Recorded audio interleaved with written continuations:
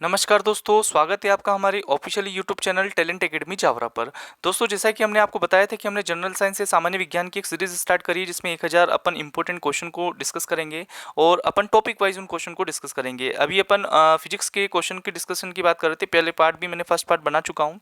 आज अपन second part इसका discuss करेंगे और सेकेंड पार्ट में न्यूटन के गति के नियम और बल, दूरी, विस्थापन से संबंधित कुछ क्वेश्चन रहेंगे। ठीक है, चलिए शुरुआत करते हैं। अपन शुरुआत करने से पहले मैं जो न्यूटन ने गति के नियम दिए हैं उनके बारे में कुछ डिस्कशन कर लेते हैं। न्यूटन ने 3 नियम दिए हैं और उनकी एक पुस्तक आई थी 1687 में, प्रिंसिपिया। उस पुस्तक में इन तीनों नियम के बारे में बता रखा था। तो न्यूटन का गति का प्रथम नियम क्या कहता है कि जो वस्तु विराम अवस्था में है तो वो विराम अवस्था में ही रहेगी, जो वस्तु गतिमान है वह गतिमान ही रहेगी जब तक कि उस पर कोई बाह्य बल ना लगाया जाए।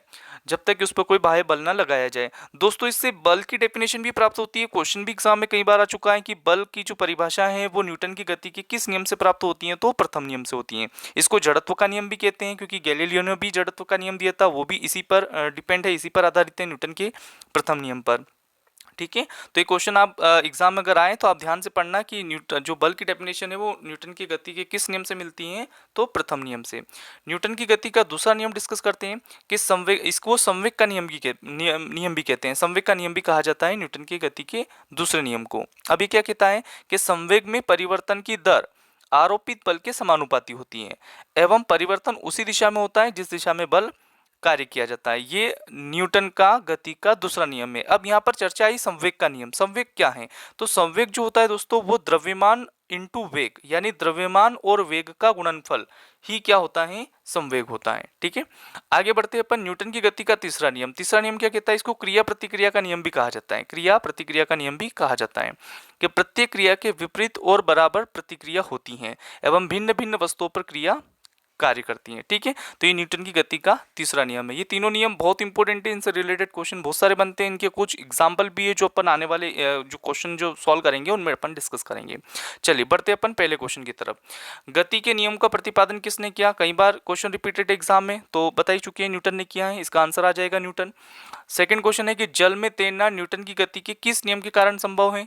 तो ये जो क्रिया के विपरीत प्रतिक्रिया वाला नियम लगेगा, यानी तीसरा नियम, थर्ड नियम इसमें अप्लाई होगा न्यूटन की गति में जो तैरने वाला होता है। ठीक है, अगला क्वेश्चन आएगा कि कोई पिंड तब तक विरामावस्था में बना रहेगा जब तक कि उस पर बाह्य बल कार्य करता है। यह कथन किसका है? तो ऑब्वियसली न्यूटन का प्रथम नियम इसमें शो होता है, तो ये न्यूटन नहीं, इसका कथन न्यूटन का ही रहेगा।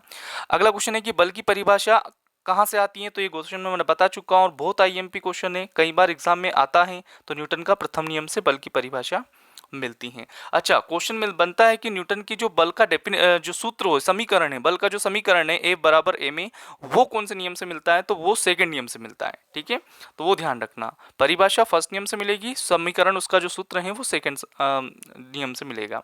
अगला क्वेश्चन है कि किसी पिंड उस गुणधर्म को क्या कहते हैं जिसे वह सीधी रेखा में विराम एवं एक समान गति की स्थिति में किसी भी परिवर्तन का विरोध करती हैं। ठीक है, तो ये आता है उसका जड़त्व। जड़त्व की डेफिनेशन यही है। ठीक है, आगे बढ़ते हैं अपन। न्यूटन के पहले नियम को क्या कहा जाता है? तो मैंने बता दिया, जड़त्व का नियम भी कहा जाता है जो कि गैलीलियो ने दिया है। ठीक है, आगे बढ़ते हैं अपन। गाड़ी खींचता हुआ घोड़ा किस बल के कारण आगे बढ़ता है? तो गाड़ी खींचता हुआ घोड़ा किस बल के कारण कार्य करता है? तो ये आएगा पृथ्वी द्वारा घोड़े के पैरों पर आरोपित बल से। ये इसका आंसर बनेगा। ठीक है, आगे अगला क्वेश्चन देखते हैं कि चलती हुई बस जब अचानक ब्रेक लगती हैं तो उसमें बैठे यात्री आगे की दिशा में गिरते हैं। इसको किसके द्वारा समझाया जा सकता है?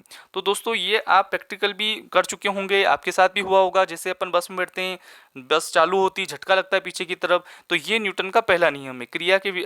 न्यूटन का पहला नियम कि जब कोई वस्तु विराम अवस्था में है तो वो विराम अवस्था में रहेगी जब तक कि उस पर कोई बाह्य बल ना लगाया जाए। ठीक है, आगे बढ़ते अपन। नौवां क्वेश्चन क्या है कि रॉकेट की कार्यप्रणाली किस सिद्धांत पर कार्य करती है? तो रॉकेट की जो कार्यप्रणाली वो न्यूटन के तीसरे नियम पर, क्रिया के प्रति प्रतिक्रिया, क्योंकि उसका जो पीछे धुआं जो निकलता है वो आगे की तरफ धकेलता है और उसका धुआं पीछे की तरफ रहता है। तो ये न्यूटन का तीसरा नियम है। ठीक है, अच्छा, क्वेश्चन एक और बनता है कि रॉकेट की जो कार्यप्रणाली किस सिद्धांत पर आधारित हो? संवेग संरक्षण के सिद्धांत पर भी आधारित होती है। वो आगे शायद क्वेश्चन आएगा इसमें। आगे बढ़ते अपन। अश्व यदि एकाएक चलना प्रारंभ कर दें तो अश्वारोही के गिरने की आशंका का कारण क्या है? यह भी बहुत महत्वपूर्ण क्वेश्चन है दोस्तों, ध्यान से समझना। इसका आंसर आएगा विश्राम जड़त्व के कारण। ठीक है, ये इसका आंसर रहेगा, विश्राम जड़त्व। आगे बढ़ते हैं अपन कि बल गुणनफल है। बल किसका गुणनफल है? बहुत इंपॉर्टेंट क्वेश्चन है, कई बार आ चुका है, मैं बता भी चुका हूं कि F बराबर m है। m का मतलब होता है द्रव्यमान यानी मास, त्वरण का मतलब a, त्वरण को डिनोट किया जाता है, तो ये हो जाएगा द्रव्यमान और त्वरण। ये इसका आंसर है, बहुत इंपॉर्टेंट है। देखिए दोस्तों, जितने भी वन लाइनर जो डेफिनेशन होती हैं, परिभाषाएं होती हैं फिजिक्स में, वो मोस्टली पूछी जाती हैं। लास्ट टाइम आप चाहे एएलपी के क्वेश्चन पेपर उठा के देखना, ग्रुप डी के पेपर उठा के देखना, एनटीपीसी के देखना, एमपी पुलिस के देखना, उन सब में वन लाइनर डेफिनेशन फिजिक्स में बहुत इंपॉर्टेंट पूछी जाती हैं, तो आप उनको जरूर रट ले। अगला क्वेश्चन आएगा कि एक पानी से भरे ग्लास के नीचे से कागज को खींचते हैं तो पानी में गति उत्पन्न नहीं होती है, इसका कारण क्या है? किस कारण से ये गति उत्पन्न नहीं होती है? तो ये भी क्या होगा? जड़त्व के कारण।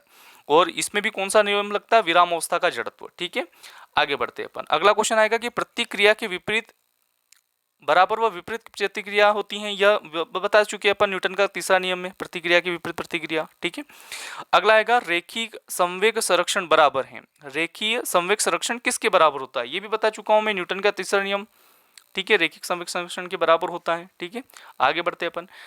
रॉकेट के सिद्धांत पर कार्य करता है, तो ये बता चुका हूं मैं संवेग संरक्षण के सिद्धांत पर। बहुत महत्वपूर्ण क्वेश्चन है, कई बार एग्जाम में आता है संवेग संरक्षण के सिद्धांत पर। अगला क्वेश्चन आएगा कि एक वस्तु के जड़त्व की प्रत्यक्ष निर्भरता किस पर होगी? तो ये होगी उसके द्रव्यमान पर। ठीक है, ये भी बहुत महत्वपूर्ण क्वेश्चन है दोस्तों, ध्यान से समझना, पढ़ना, उसके द्रव्यमान पर उस पर निर्भर करेगी। अगला क्वेश्चन आएगा कि स्प्रिंग को अपनी सामान्य लंबाई पर वापस लौटने के लिए बल को के लगाने वाले बल को क्या कहा जाता है?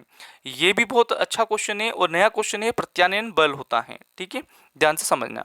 अगला क्वेश्चन है कि किसी कालीन की सफाई के लिए यदि उसे छड़ी से पीटा जाए तो उसमें कौन सा नियम लागू होता है? ठीक है, तो ये भी क्वेश्चन बहुत महत्वपूर्ण है और कई बार एग्जाम में आ चुका है, और ये आता है गति का पहला नियम। यही वही, जब तक विरामावस्था में रहेगी, जब तक कि उस पर कोई बाह्य बल ना लगाया जाए। आगे बढ़ते हैं अपन। 19वां क्वेश्चन क्या कहता है कि सड़क पर चलने की अपेक्षा बर्फ पर चलना कठिन है, क्यों?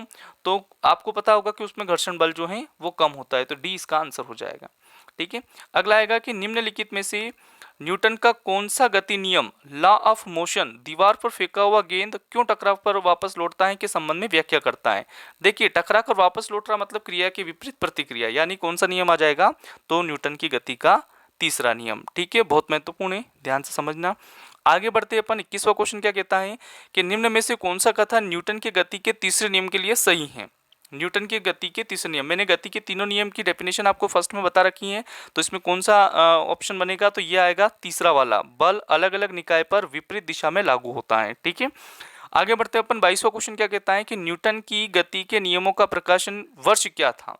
ठीक है, और ये मैं बता चुका हूं, अब आपको मेरे को कमेंट में बताना है आपको कि ये न्यूटन का कौन सा वर्ष था इसमें। ठीक है, क्योंकि ये आपको क्वेश्चन मेरे को कमेंट में बताना है। मैंने वर्ष आपको स्टार्टिंग में बता चुका हूँ कि कब वो न्यूटन की पुस्तक प्रकाशित हुई थी, है ना, किस सन में हुई थी, तो सन आपको मेरे को कमेंट में बताना है। ठीक है, आगे बढ़ते हैं अपन।